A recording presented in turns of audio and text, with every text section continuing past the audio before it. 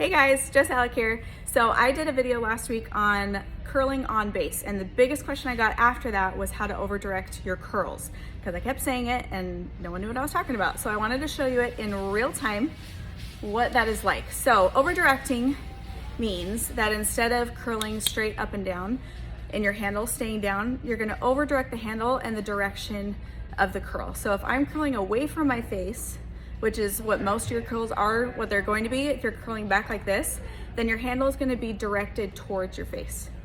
So if we go like this, we start straight up and down, and then we over direct. So the handle swings forward, and that over directs your curl. And all those things along with curling on base is how your curls stay really high just from the get-go. Because if I curl straight up and down, then my curl will start just a little bit lower. And every bit counts when you're trying to get your curls to hold throughout the day. So here's another one. I over direct anywhere that I can. So like on my very bottom sections, it doesn't make a big difference. I don't really worry about it. I just get a curl in there. But anything that's gonna start to give me volume is where I consciously am changing that. So I'm in my middle section right now. It's just around my ears. I'm gonna rotate my curl. So same thing, if I'm curling towards my face instead of away from my face, then my handle is gonna be swinging to the back. So that's over directing, but just in the opposite direction. So, and I always rotate my curls, again, where I can. I don't like to rotate them like super close to my face because that kind of lays funny. But from my ears and back, I like to rotate my curls, and that just prevents them from running together into one big curl and gives me volume throughout the day. And it also takes longer for them to fall if they stay separated.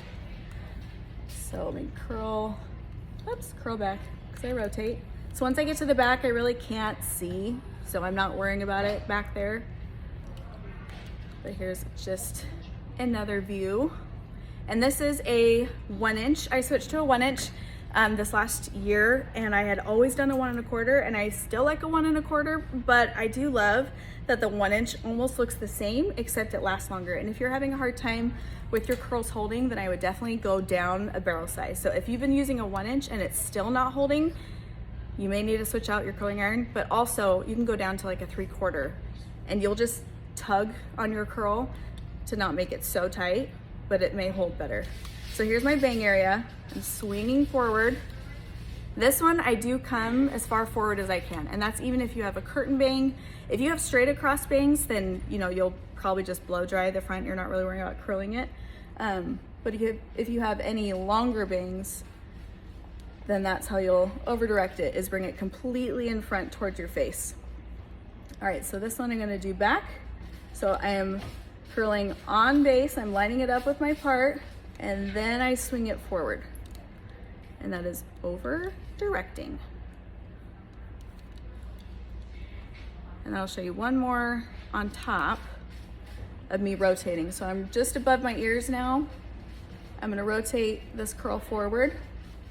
So same thing, curling on base, lining it up, and I'm keeping my handle going back as much as possible because that will over direct my curl. Just like that. But see how much higher my curl starts? That's curling on base and over directing. It keeps it really high. So when I brush it out, they're still gonna stay about this height, and this will last a few days, versus if I just did a straight up and down curl and didn't intentionally make these changes, then it would probably fall by the end of the day. Another thing that factors with your hair holding curl is the product you're using. Make sure you're not using volumizing products that are heavy, because a lot of them need to be blow dried into your hair if they're a wet volumizing product, which those are going to be the strongest anyway, but you have to blow dry them in. Most of them are heat activated, so you have to use a board brush to do that so that it distributes evenly in your hair. And otherwise, when you do like a mousse or root boost and it feels kind of crusty sort of, that's because it's not like distributed evenly and wasn't blow dried properly. So that's another factor. And then if you go and grab like Big Sexy Hair root boost or finishing spray, that's super heavy. So if you have really fine hair, or even if you don't have fine hair but it's like just heavy or just wants to lay flat, it might be too heavy of a product that it's not lightweight enough for you to wear it long term.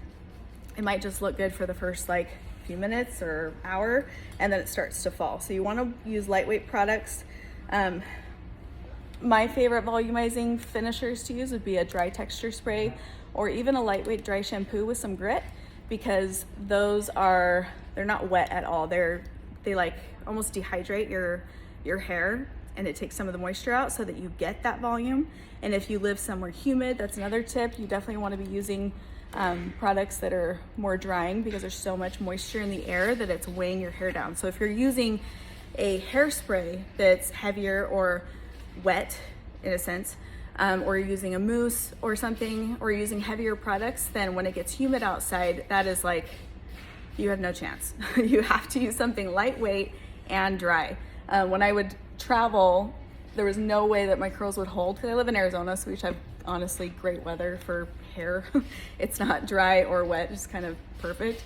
But when I would go other places, my curls would not hold unless if I prepped with a dry shampoo and then I finished with a dry texture spray. So dry shampoos, there's different kinds. There's the kind that are like powdery, or they have a white finish, or there's some that are super strong that may be a little bit sticky. You want to find one that if you sprayed it on your hand, it's not necessarily sticky to the touch, but it's not so powdery that your hand feels soft, because if it's soft to the touch, then it's not going to do much to hold your curls.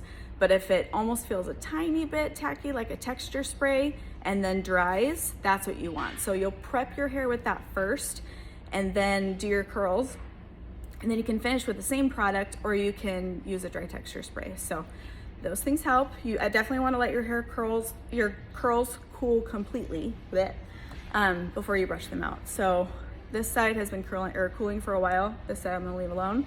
So I'm going to brush it out. Always brush up and out instead of just down. Like if you don't want your hair to go in that direction, don't be brushing in that direction. Always brush your hair up. Gives you lots of volume. And you can see, look where my curls start. Like they already have not fallen whatsoever. They're exactly where I left them. You need to let your curls cool all the way. And then of course over directing. So if you missed my first video, go back to that one. You can see what curling on base does, and then incorporate the over directing, and you should see a big difference in your curls. But if you have any more questions, put them in the comments. I love making videos based off of what you guys ask for. It makes it a lot easier and more fun. So anyways, I hope that helped.